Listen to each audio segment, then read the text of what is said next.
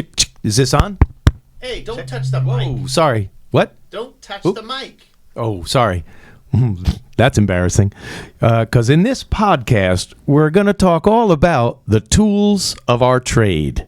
Ah, yes, all the gear, the microphones, the equalizers, the compressors, the limiters, the outboard gear, the converters. And the only problem I have talking about this is I don't know anything about this stuff. Well, that's not completely true, but close. I know enough to make a recording, and I know enough to plug in a PA system and get it sounding decent. But so many of us singers are a little phobic of this gear.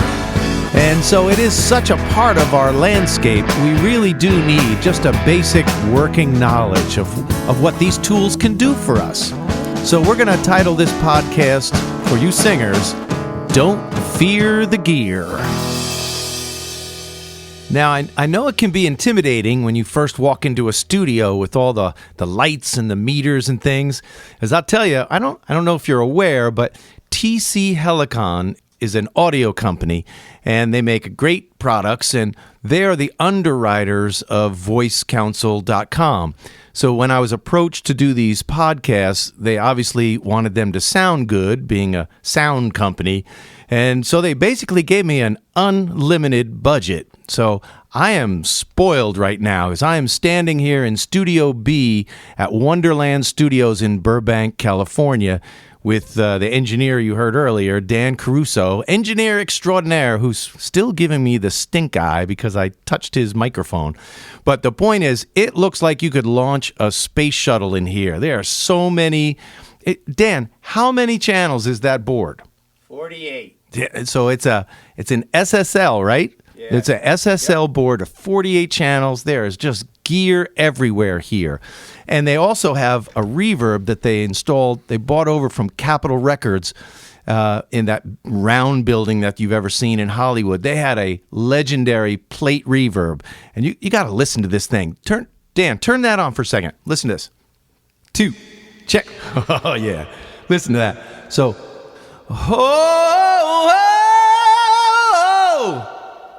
it just carries for days. Ho, ho, ho, ho, yeah. Yeah, yeah, yeah, yeah, yeah. Yeah. Oh, man.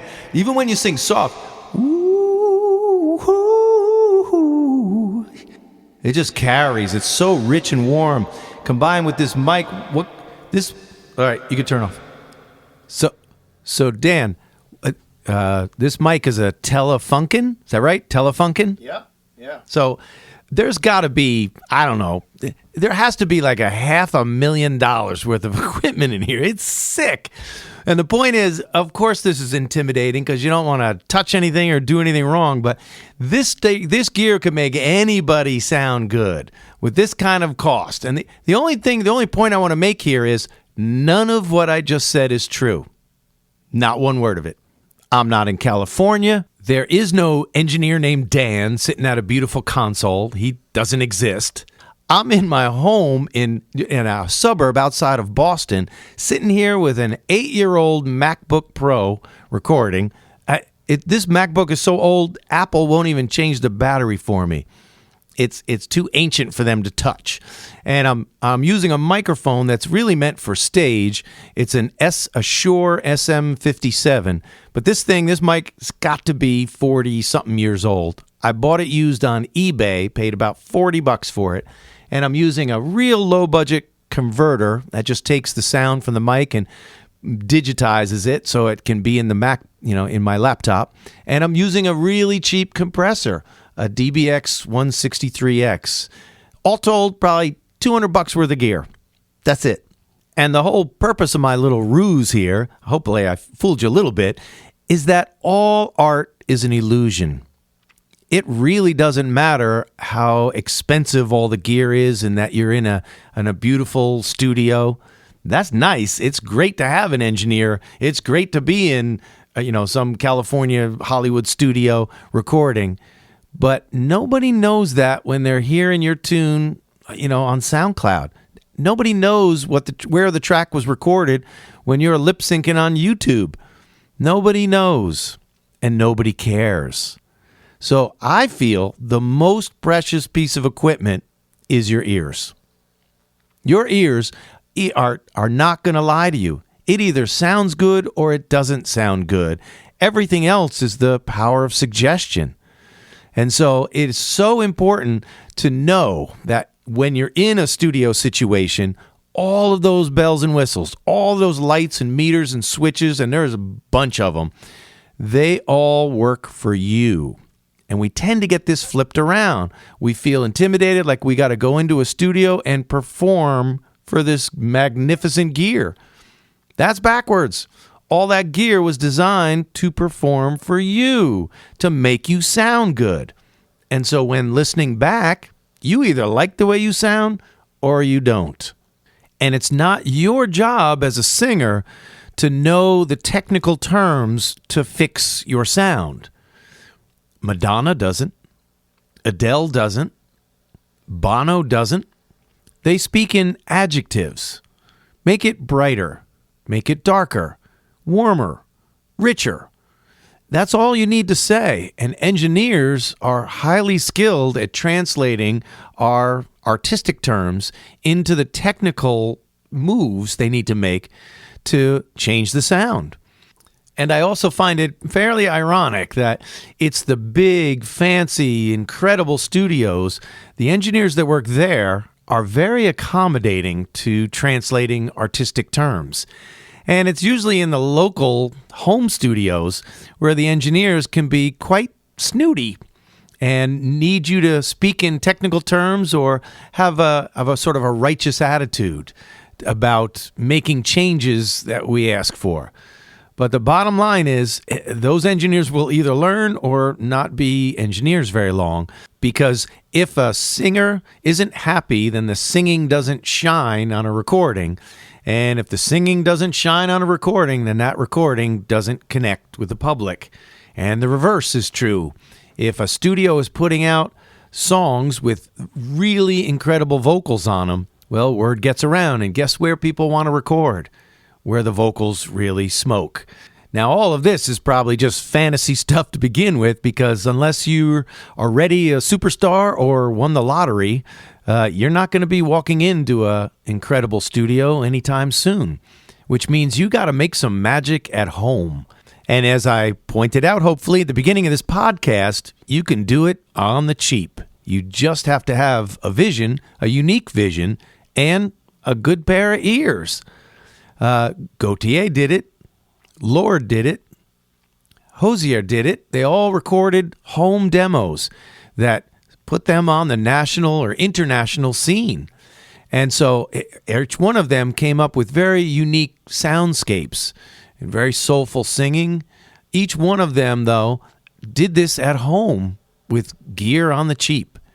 And so the chain or the amount of gear you need, there's just some basics that everybody has to have in their possession.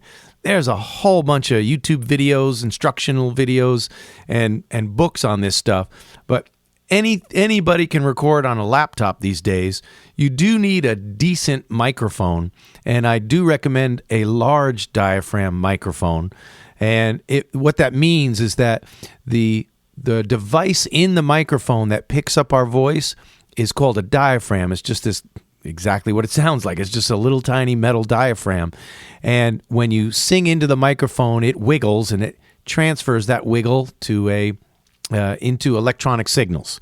And a large diaphragm will be more sensitive. So those aren't used on stages because they're too sensitive, but they make for really good recordings because of that. So a large diaphragm mic can be bought on the cheap, and then from there you go into a converter. And incidentally, all of the gear that you'll need to know about, the name of the piece of gear is exactly what it does. So a converter, that's exactly what it does. It converts the sound of your microphone from an analog signal to a digital one. So it converts from one to the other, and that allows you to plug the end game of there into your laptop.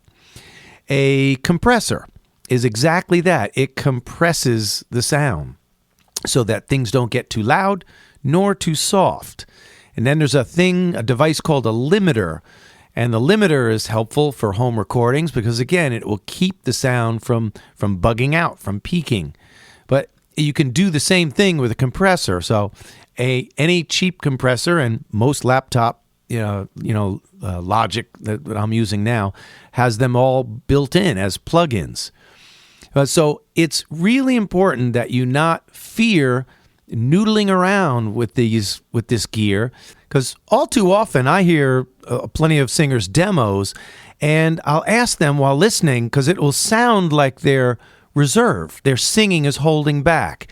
And often I'll get an explanation that they just didn't want the microphone to distort, or they were afraid of their neighbors hearing them, or they were watching the meters on their digital recording and the meters were going into the red. And that's what I mean by you're not to be in service of the needles and the meters. You're to be singing freely and adjust the gear to you. And so I highly recommend you get as decent a setup as you can afford, but that you really spend time learning the gear of what it needs to respond for you. Sing as loud as you feel comfortable, as loud as you want to into the microphone, and then work the volume up slowly from there, rather than setting the gear first up and then adjusting the volume of your voice. The listener's going to be confused as to why you're not peaking or belting out in a chorus, and they don't know that your needles were redlining. They don't know that the sound was distorting in your headphones, nor do they care. They just want to hear the emotional component being honored in anything you're singing. And so you've got to reduce the respect in a way for the gear, and I think that's best done at home with cheap gear, so you don't feel so bashful about doing something wrong with it. And that translates directly to the time when you do walk into a beautiful studio, because a microphone is a microphone, and all of the gear that's in those beautiful studios is just a prime example of the stuff you've got inside your laptop. And most of the laptops, those programs, they've got pictures of their plugins that look exactly like the studio gear. So you may recognize the faceplates when you get into the studio. But the point is that you'll enter a studio with the agenda of singing and making some magic happen, not making sure the gear is happy. Okay, so let's switch gears now. Let's go from the studio to the stage. There's gear on stage, and again, we don't want to fear that. It's very simple setup. It's a microphone. There's going to be monitors or in-ear monitors, and there'll either be a sound guy or you're going to bring in your own gear. So let's start with the most basic. Let's say you're a solo artist or a duo, and you're bringing in your own little PA system. You're going to set this up in the corner of a room somewhere, a pub. What you want to do is have the volume all the way off, and sing into the microphone as you're doing your little check. Sing into the microphone as loud as you're going to sing at the peak of a set. Too often we get a little intimidated as we're loading in gear, and maybe people are, just sitting at the bar or something, and we plug in our PA and just kind of tap the microphone, 2, 2, check, check, just to make sure things are working. And the problem with this is that once you get into your set, you're going to be forced to adjust your singing to accommodate the PA that you set up versus the PA gear accommodating your singing. Again, and we do this backwards. And so I highly recommend you stand there and sing into the mic, yeah, yeah, yeah, yeah, yeah, just as loud as you're going to at the peak of a set, and gradually bring the volume up. And then, of course, we're all familiar with feedback, either until the thing feeds back or until you've got the room covered. And if your PA system is feeding back, then, of course, you tilt the speakers away from your microphone. And if that's going to be a problem, then monitoring yourself, you've got to come up with a happy medium in terms of volume. But this is all to say, at the sound check, when you're testing the gear, sing out, sing full out into the microphone.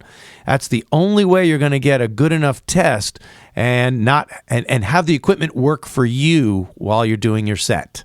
And this is kind of the same. I have the same recommendation if you have a sound person out in the audience working it for you. During the sound check, sing the way you sing. Don't hold back because the club is empty. Don't hold back because you're embarrassed to sing full out. Give yourself the best opportunity for the best sound by providing the sound engineer with the way you're really going to sing. And I recommend you make sure the drummer really plays the drums and the guitar player really plays his rig so that they get a good indication of what's to come during the set and they're not scrambling while you're performing to get things adjusted right because you were shy or bashful for the sound check. And the same goes for setting the monitors. If your band or you're not performing or singing during the sound check as you normally would, then you're not going to get a good indication of if the monitors are adjusted correctly. Now, I also have a kind of a controversial opinion about in-ear monitors. I think they're only suited for arenas. In small venues, in clubs, especially small rock clubs, the in-ear monitors are going to have to be way too loud in your ear in order for you to hear over the din of the band.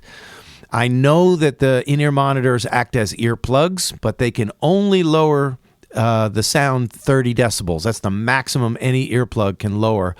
And so I don't recommend using in-ear monitors because a typical rock band is about 120 decibels on stage.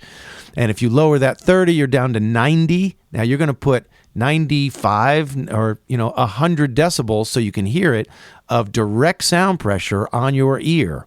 That's not good. That's not good over time, that's for sure. On an arena stage, the sound is so segregated, it's so isolated. The in-ear monitors are a godsend, as you can be across the stage and not even know the bass is playing. And so the mixes are so much different on an arena stage than they are in a small club. Basically, you just got the vocals going through the monitors in a small club. So I recommend for small clubs the most technical gear of all, a foam earplug. I've used them for years. It lowers the noise of the band, and it allows you to have an internal connection to your voice through bone conduction. Now, you're not going to get the high end if you're using cheap foam earplugs. You won't get the sibilants, the S's and T's, but you will get the pitch. You'll get the general gist of your voice. And the bonus with using earplugs is that you will never be swayed by the various acoustic environments of all the lousy clubs out there. And so every club has something wrong with it. And so therefore, it's so hard to not get swayed by the sound of the room and start singing harder or louder. So this way, when you're wearing earplugs, your brain knows this, you're being deceived. This isn't how it sounds. And so you'll go for feel instead. I also, want to always warn singers that it is a hazardous working environment to be on a rock stage or a stage where any live band is playing. Your ears are delicate, and you want to make sure you're protecting them for the long-term duration of your career. Sound exposure is just like sun exposure. If you get a lot of sunburns as a kid, that counts towards having skin issues as an adult. And so if you're exposed to constantly listening to loud music in earbuds as a youth, and then as you get older, now you're on stage with loud music, this is all adding up against those tiny little hairs within your ears, and once they lay down, they don't get back up again. So protect your hearing. As I said, that's the most valuable piece of gear you have in your possession. All right, so on that cautionary note, I'm going to wrap up this podcast. I'm going to go for a coffee run. Hey, Dan, how do you take your coffee? I don't exist, remember? All right, have it your way, my fictional friend. That's just more for me. So whether you're setting up a home studio or walking into a world-class facility, and whether you're playing at the local pub or on a huge arena, as singers, always remember, the only thing we shouldn't fear is the gear itself. I'm Mark Baxter for VoiceCouncil.com.